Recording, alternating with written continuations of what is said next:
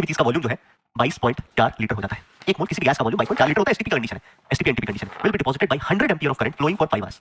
अब आप देखेंगे आप क्या बोलेंगे सर ऐसे सवालों को कैसे किया जाता है। तो सबसे पहले लिखना होगा reaction, how many litres of chlorine at a time will be deposited. Chlorine NaCl से कैसे डिपॉजिट होगा, तो आप बोलेंगे सर Cl माइनस जो है ना ये बना के देगा हमें Cl2 और साथ में एक इलेक्ट्रॉन और यहाँ हाफ। ये है बैलेंस रिएक्शन। आराम से इलेक्ट्रॉन को हम किससे रिलेट करेंगे सर, इलेक्ट्रॉन को अपन रिलेट करेंगे चार्ज से, और यहाँ पे अपन स्टोइकियोमेट्री लगाना स्टार्ट करेंगे। चार्ज तो सबसे पहले निकालो चार्ज। आप बोलेंगे चार्ज किसके बराबर है सर, ये I into T यानी करंट into टाइम हो जाएगा। लेकिन याद रखना टाइम इसमें कहां लेते हैं सर, सेकंड में लेते हैं। तो आप बोलोगे सर I कितना है, I की वैल्यू 100 एम्पीयर 100 सर टाइम कितना हो जाएगा 5 आवर्स। तो 5 into 60 कर दिया तो मिनट्स हो गया, into 60 कर दिया तो सेकंड्स हो गया। तो ये टोटल कितना हो गया सर, मल्टीप्लाई करके 10 की पावर में लिख लेते हैं, है ना। 5 छके 30, 30 छके 180, तो 180 का ले लिया 18, 18 into 10 की पावर 1 2 3 4 और 180 का 1 5, इतना कूलम चार्ज हमारे पास हो गया, इतना कूलम चार्ज हमारे पास हो गया। अब मेरी बात सुनना, यहाँ पे मैं मोल कॉन्सेप्ट लगाऊं, सिंपल मोल कॉन्सेप्ट लगाऊं। तो मोल कॉन्सेप्ट लगा के कहता हूं कि भैया पहले लगाओ moles of charge, moles of है ना इलेक्ट्रॉन। इलेक्ट्रॉन के मोल कितने होंगे, तो आप बोलोगे sir total charge that is 18 into 10 की पावर 5 डिवाइडेड बाय एक इलेक्ट्रॉन पे चार्ज, एक मोल इलेक्ट्रॉन पे चार्ज दैट इज 96500। इतने मोल्स ऑफ इलेक्ट्रॉन है। और यहां स्टोइकियोमेट्री के हिसाब से हम क्या लिखेंगे सर कि 1 mole of electron will discharge half mole of Cl2। फिर अपन लिखेंगे कि अगर हमारे पास इतने मोल है 18 into 10 की power 5 divided by 96500 moles of electron, it will discharge half into 18 into 10 की पावर 5 डिवाइडेड बाय 96500, है ना, इतना मोल्स ऑफ Cl2। तो हमें क्लोरीन के मोल्स मिल गए सर। और ये जो भी मोल्स मिले हैं इसको अपन मल्टीप्लाई कर देंगे किससे, और this will be equal to half को तो ऐसे कट कर लो इसको, ये कट जाएगा 9 बार में, इसको काट लेंगे तो ये आ गया 10 की पावर 3। तो ये हमारे पास कितना आ गया सर 9 into 10 की पावर 3 यानी 9000 बटे 965, है ना। मल्टीप्लाई कर दिया, इतना मोल ऑफ CO2 था, इतना मोल ऑफ Cl2 था, इतने मोल्स ऑफ Cl2 का वॉल्यूम कितना हो जाएगा, तो मल्टीप्लाई कर देंगे इसको 22.4 लीटर से। ये सॉल्व करके आंसर दे देगा, कठिन सवाल नहीं है, कैलकुलेशन है बस। तो हमें सिर्फ क्या करना है, मेरी बात सुन लो, मैं आपको ये है कि आप क्या करेंगे सर, आप सबसे पहले चार्ज फाइंड करेंगे। चार्ज फाइंड करो, चार्ज को डिवाइड कर दो फैराडे से, ये हमें क्या दे देगा, ये हमें मोल्स ऑफ इलेक्ट्रॉन दे देगा। मोल्स ऑफ इलेक्ट्रॉन पे लगाओ स्टोइकियोमेट्री, एंड स्टोइकियोमेट्री लगा के ये निकालो कि स्टोइकियोमेट्री लगा के ये निकालो कितना अमाउंट डिपॉजिटेड है, डिस्चार्ज या डिपॉजिटेड अमाउंट आपको डिपॉजिटेड या फिर डिस्चार्ज अमाउंट आपको मिल जाएगा। और इस तरीके से आप स्टोइकियोमेट्री से ही सारा काम कर लेंगे, कोई फार्मूला लगाने की जरूरत नहीं है सर। अगले सवाल पे चलते हैं सर। अगला सवाल JEE mains 2022 shift 1 first day first का सवाल है ना। ये हमारे पास क्वेश्चन नंबर कितना हो गया था सर, 14 नंबर का सवाल। ये C15 हो गया। C15 पे चलते हैं सर। C15 की बात करते हैं। A solution of aluminium chloride is electrolysed for 30 minutes using a current of ampere 2 2 ampere का करंट अपन यूज किया, बहुत अच्छी बात है।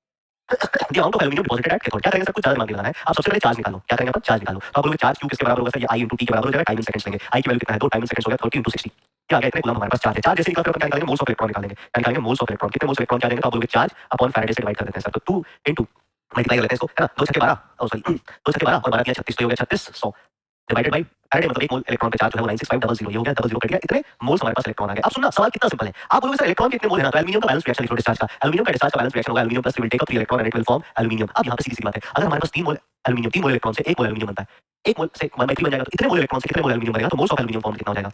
आप बोलेंगे मोल्स ऑफ एल्युमिनियम फॉर्म ये कितना हो जाएगा सर, इलेक्ट्रॉन के जितने भी मोल थे उसका 1/3, तो इलेक्ट्रॉन के कितने मोल थे, तो ये 1/3 हो जाएगा, that is 1/3 into 36 divided by 965। इसको सॉल्व करेंगे तो ये कट गया कितने बार में, 12 बार में। हमारे पास आंसर भी आया 12/265 मोल। ये आंसर नहीं है सर, हमसे पूछा है the amount of aluminium, weight of aluminium deposited. तो वेट ऑफ एल्युमिनियम डिपॉजिटेड निकालना है तो क्या करेंगे, आप बोलोगे W ऑफ एल्युमिनियम जो है ये न moles of aluminium multiplied by 12/965 multiplied by इसका मोलर मास जो कि होता है 27। ये हमारे पास फाइनल आंसर आ जाएगा, ये हमारे पास फाइनल आंसर आ जाएगा सर। क्या मेरी बात समझ में आई? इसमें मैं थोड़ा सा लॉजिक लगाने की कोशिश करता हूं, हो सकता है वो सही भी आए। Fe(O4) नेगेटिव जो है ये कन्वर्ट होता है Fe2+ में, इसके लिए E0 सेल की वैल्यू ये है, इस रिएक्शन के लिए E0 सेल की वैल्यू ये है, इस रिएक्शन के लिए E0 सेल की वैल्यू ये है। और हमसे पूछा है स्टैंडर्ड इलेक्ट्रॉन पोटेंशियल, हमसे पोटेंशियल पूछा है इसका फेरेड से लेकर के Fe2+ तक, मतलब हमें यहां से यहां जाना है।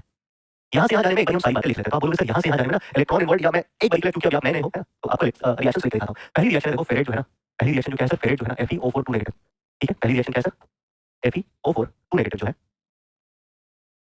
ये क्या कर रहा है सर, तो आप बोलेंगे Fe(O4) 2 नेगेटिव जो है ना, ये कन्वर्ट हो रहा है किसमें, Fe3+ में। Fe3+ में कन्वर्ट होने का मतलब ये +6 से +3 में जा रहा है, तो it will take up 3 electron.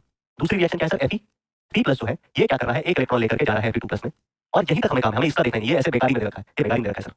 Answer बता दो मेरे को, मेरे से पहले मजा आ जाएगा। तो आप बोलोगे सर दो रिएक्शन है, दो रिएक्शन मिलकर एक ओवरऑल सेल रिएक्शन दे रहे हैं। ओवरऑल सेल रिएक्शन क्या हो जाएगा, तो आप बोलेंगे फेरेड आयन जो है Fe3+ से 3+ मिल जाएगा सर ओवरऑल सेल रिएक्शन में, और Fe(O4) 2 नेगेटिव जो है वो 4 इलेक्ट्रॉन टेक अप करके बना के देगा Fe+2। अब इन सभी इलेक्ट्रॉन में हाफ हाफ रिएक्शन, ये सब रिडक्शन वाली है, तो हम डेल्टा G जोड़ेंगे। इस रिएक्शन के लिए जो डेल्टा G होगा इसको कहेंगे डेल्टा G1, इसके लिए जो डेल्टा G होगा इसको डेल्टा G2, इसके लिए जो डेल्टा G होगा डेल्टा G3। अगर E0 दे रखा है तो G0 डेल्टा G0 बता दो। आप क्या कह सकते हैं सर, आप कह सकते हैं डेल्टा G3 नॉट जो है ये बराबर होगा delta G1 not plus delta G2 not के। डेल्टा G3 नॉट किसके बराबर होगा सर, तो आप बोलेंगे माइनस NF, ना मतलब N3 है, तो अपन N3 और E3 लिखते हैं, तो अपन सीधा लिखते हैं सर N3 E03 जो है ये बराबर होगा किसके, ये बराबर होगा आपके N1 E1 नॉट के प्लस N2 E2 नॉट के। वैल्यूज रख लेते हैं सर सबकी, तो आप बोलेंगे यहाँ से E3 नॉट जो है वो कितना आ जाएगा सर, आ जाएगा N1 E1 नॉट। N1 मतलब पहले रिएक्शन में इलेक्ट्रॉन 3, E1 नॉट इसके लिए E1 की वैल्यू 2 को मल्टीप्लाई कर दो, ये 6 हो गया सर, ना मल्टीप्लाई करके तो ये हो गया 6 प्लस N2 मतलब दूसरे रिएक्शन में एक ही इलेक्ट्रॉन है, और यहाँ पे E सेल की वैल्यू है 0.8, तो 0.8 डिवाइडेड बाय अपन N3 कर देंगे। N3 में कितने इलेक्ट्रॉन है, 4 इलेक्ट्रॉन है, तो हमने क्या किया सर 6.8 को डिवाइड किया 4 से, 6.8 को 4 से डिवाइड किया तो ये मेरे हिसाब से 1.5 है ना, के से ऊपर 1.7 के आसपास आंसर आ जाएगा। D option is the correct option. एक बार चेक कर लीजिएगा, क्रॉस चेक भी कर लीजिएगा, और जा रहा है करेक्ट नॉट इक्वेशन। इसके लिए करेक्ट नॉट इक्वेशन क्या हो जाएगा, तो अगर मैं देखूं तो मैं सीधा लिखना स्टार्ट करता हूं। मैं लिखूंगा E0 सेल, E सेल जो है वो किसके बराबर हो जाएगा सर, तो E सेल जो है ये बराबर हो जाएगा E0 सेल है ना माइनस 0.059 अपॉन n। n की वैल्यू निकाल लेते हैं। आप बोलोगे सर यहाँ से यहाँ अगर हम गए तो 2 इलेक्ट्रॉन का कपड़ा है, यहाँ से यहाँ अगर हम गए तो 1 इलेक्ट्रॉन का कपड़ा है, तो 2 और 1 का जो एलसीएम है वो कितना आएगा, 2 ही आ जाएगा। तो यहाँ पे डिवाइड कर दिया 2 से और फिर लॉग ले लेते हैं। हमें पता है सर सेल रिप्रेजेंटेशन दे रखा है, तो कौन क्या थोड़े कौन है रिएक्शन फिर भी अगर तुम्हें गड़बड़ लगता है ना तो रिएक्शन लिख लिया करो, बट अगर सेल रिप्रेजेंटेशन दिया है तो इसको तो सॉल्व कीजिए, इस डंडे के लेफ्ट साइड जो होगा वो क्या होगा सर, वो आपका रिएक्टेंट होगा, है ना। डंडे के साइड होगा वो रिएक्टेंट होगा, डंडे के साइड होगा वो प्रोडक्ट होगा। तो अपन प्रोडक्ट अपॉन रिएक्टेंट लेते हैं। प्रोडक्ट अपॉन रिएक्टेंट लेने का मतलब है ऊपर कंसंट्रेशन किसका आ जाएगा सर, Mg+2 का, और नीचे कंसंट्रेशन किसका आ जाएगा सर, Ag+ का। देखते हैं कौन सा ऑप्शन मैच करता है। E नॉट सर ठीक है, माइनस, अच्छा यहाँ पे RT बाई F कर दिया, कोई RT अब भी अपन कर लेंगे, ठीक है, बाई 2, 2 इसमें भी है, 2 सभी में सर, ठीक है।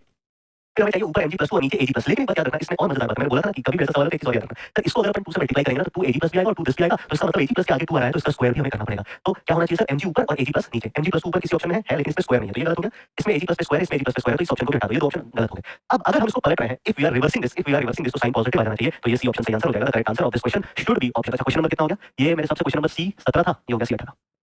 ठीक है कि one of the commonly used electrode in calculus electrode which is under the following condition. कैसा इलेक्ट्रोड होता है कैलकुलस, तो आप सभी को पता है sir, it is metal insoluble salt anion electron. तो ये सी ऑप्शन हमारा मतलब डी ऑप्शन हमारा करेक्ट हो गया, है ना। पेपर से सवाल है, सिंपल।